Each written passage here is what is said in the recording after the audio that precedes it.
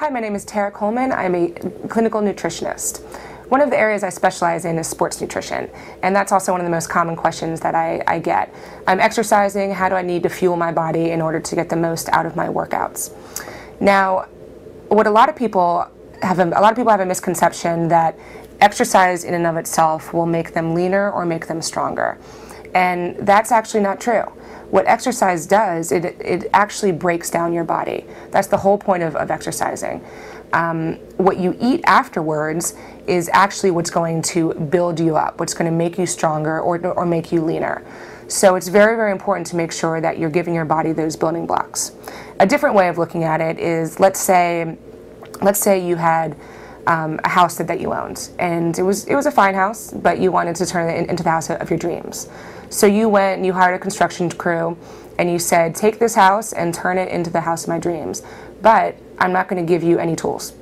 I'm not going to give you any wood. I'm not going to give you any brick. I'm not going to give you any raw materials, but I want you to take this house right here and just magically turn it into the house of my dreams. Well, that would be crazy. That wouldn't make any sense whatsoever. Now, when you exercise and don't give your body the building blocks in the form of food, you're asking the exact same thing from your body.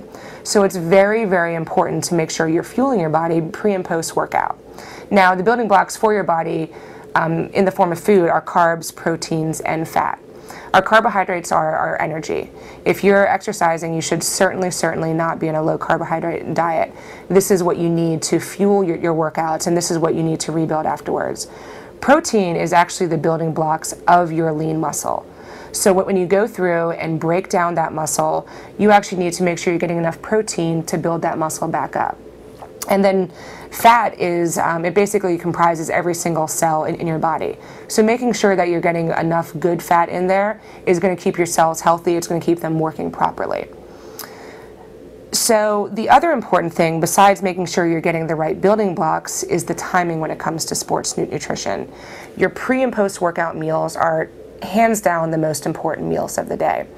Now, your pre-workout meal is aimed to give you enough energy for your exercise. Your post-workout meal is aimed to rebuild afterwards. So your pre-workout meal should have a good amount of carbohydrates, and it should have a little bit of protein for lasting energy. That should happen about an hour before you work out.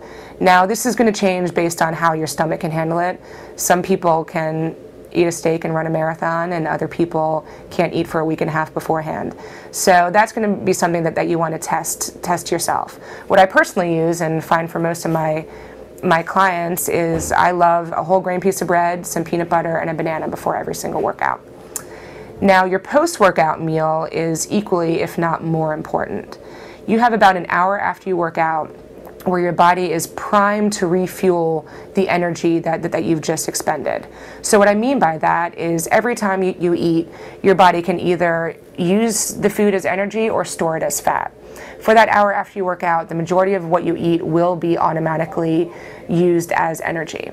So it's important after you work out to get a good amount of carbohydrates in there, because that's going to break down into energy the fastest.